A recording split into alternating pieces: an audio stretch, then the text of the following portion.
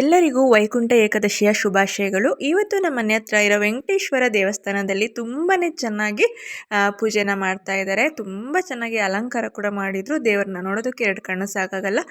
ಯಾರೆಲ್ಲ ವೆಂಕಟೇಶ್ವರ ದೇವಸ್ಥಾನಕ್ಕೆ ಹೋಗೋಕ್ಕಾಗಿಲ್ಲ ಅನ್ನೋರು ವಿಡಿಯೋ ಮುಖಾಂತರ ನೀವು ದೇವ್ರ ದರ್ಶನನ ಪಡೆದುಕೊಂಡು ನಿಮ್ಮ ಏನು ಬೇಡಿಕೆ ಇದೆ ಕೋರ್ಕೋಬೋದು. ಫ್ರೆಂಡ್ಸ್, ನೋಡ್ತಾ ಇದ್ದೀರಲ್ವ, ಎಲ್ಲರೂ ಕೂಡ ತುಂಬ ಜನ ಭಕ್ತಾದಿಗಳು ದೇವಸ್ಥಾನದಲ್ಲಿ ಇವತ್ತು ಬಂದಿದ್ದಾರೆ.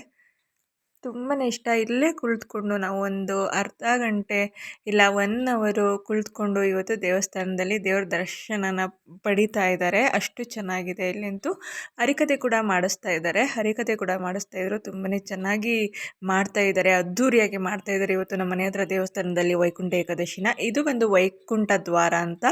ಇಲ್ಲಿ ಬಂದು ನಾವು ಇದನ್ನು 3 ಸಲ ಹೋಗ್ಬಿಟ್ಟು ನಮಸ್ಕಾರ ಮಾಡಿಕೊಂಡು ಬರಬೇಕು. ತುಂಬಾ ಚೆನ್ನಾಗಿ ಅಲಂಕಾರ ಮಾಡಿದ್ದಾರೆ. ಈ ತೊಟ್ಲು ತೂಗೋದಂತೂ ತುಂಬಾ ಚೆನ್ನಾಗಿದೆ. ದೇವರು ಎದ್ದು ಬರ್ತಾ ಇರೋ ಥರ ಚೆನ್ನಾಗಿ ಕಾಣ್ತಾ ಇತ್ತು.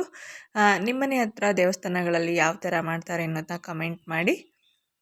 ಹಾಗೆ ಯಾರೆಲ್ಲ ವಿಡಿಯೋನ ನೋಡ್ತಾ ಇದ್ದೀರಾ, ಕಮೆಂಟಲ್ಲಿ ಓಂ ನಾರಾಯಣಾಯ ಅಂತ ಹೇಳ್ಬಿಟ್ಟು ಕಮೆಂಟ್ ಮಾಡಿ.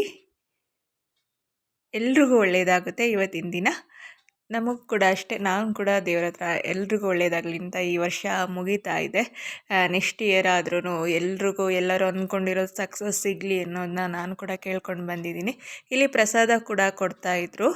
ನಾವು ಕೂಡ ಪ್ರಸಾದ ಈಸ್ಕೊಂಡು ಬಂದ್ವಿ. ತುಂಬಾ ಚೆನ್ನಾಗಿ ಮಾಡಿದ್ದಾರೆ. ಪ್ರಸಾದಕ್ಕೂ ಕೂಡ ಪೊಂಗಲ್ ಮತ್ತು ಪಲಾವನ್ನ ಕೊಡ್ತಾ ಇದ್ದಾರೆ. ಮಕ್ಕಳು ದೊಡ್ಡವರು ಎಲ್ಲರೂ ಪ್ರಸಾದ ಈಸ್ಕೊಂಡು ಬರ್ತಾಯಿದ್ದಾರೆ. Thank you.